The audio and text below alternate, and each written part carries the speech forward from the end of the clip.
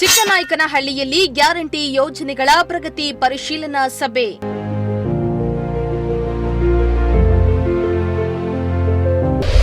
ವೃಕ್ಷಮಾತೆ ಸಾಲುಮರದ ತಿಮ್ಮಕ್ಕ ಅವರಿಗೆ ಶ್ರದ್ಧಾಂಜಲಿ.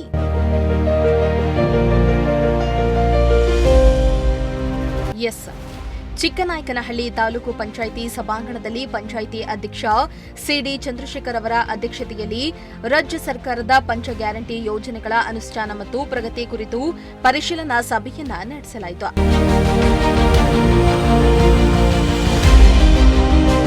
ಇನ್ನು ಸಭೆಯಲ್ಲಿ ಇತ್ತೀಚೆಗೆ ನಿಧನರಾದ ವೃಕ್ಷಮಾತೆ ಸಾಲುಮರದ ತಿಮ್ಮಕ್ಕ ಅವರಿಗೆ ಶ್ರದ್ಧಾಂಜಲಿಯನ್ನ ಅರ್ಪಿಸಲಾಯಿತು.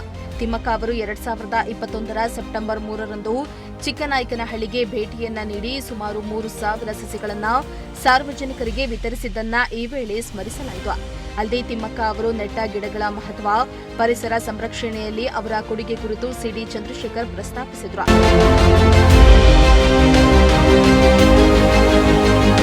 ಇನ್ನು ಸಭೆಯಲ್ಲಿ ಅನ್ನಭಾಗ್ಯ, ಗೃಹಜ್ಯೋತಿ, ಗೃಹಲಕ್ಷ್ಮಿ, ಶಕ್ತಿ ಯೋಜನೆ ಹಾಗೂ ಯುವ ನಿಧಿ ಸೇರಿದಂತೆ ರಾಜ್ಯ ಸರ್ಕಾರ ಜಾರಿಗೊಳಿಸಿರುವ ಪಂಚ ಗ್ಯಾರಂಟಿ ಯೋಜನೆಗಳ ಅನುಷ್ಠಾನದ ಪ್ರಗತಿ ವರದಿ ಪರಿಶೀಲನೆಯನ್ನ ನಡೆಸಿದ್ದು, ಜನರಿಗೆ ಯೋಜನೆಗಳ ನಿಖರ ಪ್ರಯೋಜನ ತಲುಪುವ ಬಗ್ಗೆ ಹಾಗೂ ಇಲಾಖಾವಾರು ಸಮಸ್ಯೆಗಳ ಪರಿಹಾರ ಕುರಿತು ಚರ್ಚೆಯನ್ನ ನಡೆಸಲಾಯಿತು. ಅಲ್ಲದೆ ಬಾಕಿ ಕಾರ್ಯಗಳನ್ನು ನಿಗದಿತ ಅವಧಿಯೊಳಗೆ ಪೂರ್ಣಗೊಳಿಸುವ ಬಗ್ಗೆ ಸಂಬಂಧಿತ ಅಧಿಕಾರಿಗಳು ಭರವಸೆಯನ್ನ ನೀಡಿದ್ರು.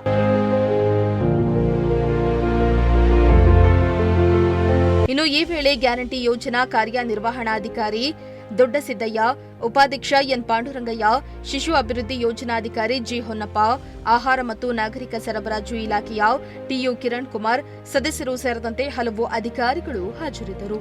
ಚೇತನ್ ಜಾನಕಲ್, ಪ್ರಜಾಶಕ್ತಿ ಟಿವಿ, ಚಿಕ್ಕನಾಯಕನಹಳ್ಳಿ.